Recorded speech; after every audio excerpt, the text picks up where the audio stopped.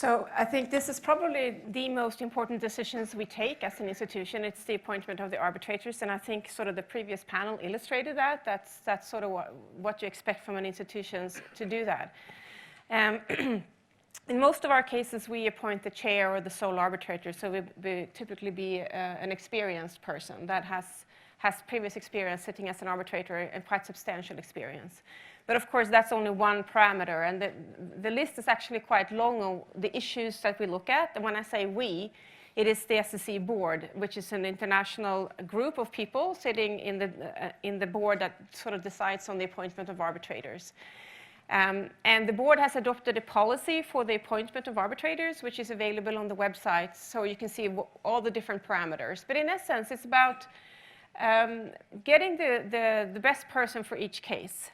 And what the qualifications will differ from case to case, as all of you in this room will know. So is this an issue of understanding the law, the applicable law? Is that decisive in this case? Or is this a case of understanding the context in which this deal was struck?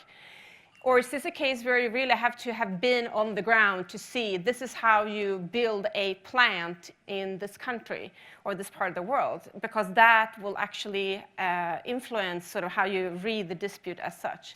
So all of these things go in. I mean, language obviously is one thing, nationality. And one thing that I think is many times underestimated, not least when we see chairs being appointed not by the institution, but by the parties or by the co-arbitrators, and that is to have good management skills. And I can tell you, regardless how professional or how skilled or knowledgeable a person is, if the chair does not have management skills, you will lose sort of the control of the arbitration. It's extremely important. And sometimes we will have long lists from parties involved, sort of what they think is important for the appointment. And you cannot have everything all the time on the list. And we do not want to strike out the management skills because it's so important for these issues that we have talked about before, to be able to lead the proceedings, to have an efficient procedure, to manage parties when they are trying to sort of run their own race or trying to obstruct the proceedings, to have courage to set deadlines and to sort of enforce the deadlines throughout the procedure, and sort of to have a cost-efficient procedure. So I think this is an underestimated character of a chairman or of a sole arbitrator. So this is something we really try to look at when we have proposals for appointments. And just tying into what was said in the previous panel, sort of who should appoint the arbitrators? Should the institution appoint all of them, or should the parties appoint, should we keep the current system where party-appointed arbitrators? We have seen in recent years, I'm not saying it's a big trend, but we see certainly a slight increase of the actual involvement by parties in the appointment of the entire tribunal. So even after the case has occurred and actually been filed, at that point the parties will sit down and they will agree on sometimes quite elaborate procedures for the appointment process that sort of they give to us and say, please do this for us.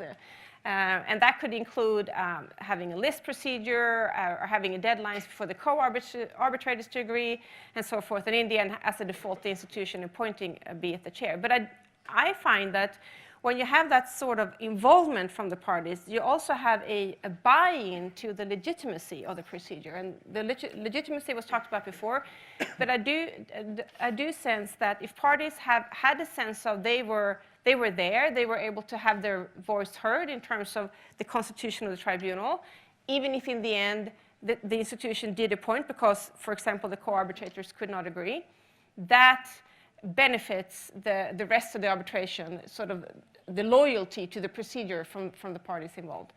So to answer the question, how should the tribunal be appointed, it's a complex issue that really requires a lot of thought. And I forgot also to mention, of course, the diversity issue, which is something that all institutions, and I think gladly enough, also all parties are looking at more and more in recent years. So we see the recent statistics at the SCC, not only did the number of women appointed by the institution increase, what is, I think, even more encouraging is that the number of women appointed by parties have increased substantially. And I think that's where you see the key of actually seeing more women as chairs and sole arbitrators in the future, because as we know, that's how you start out your arbitration career. So gender is one diversity issue.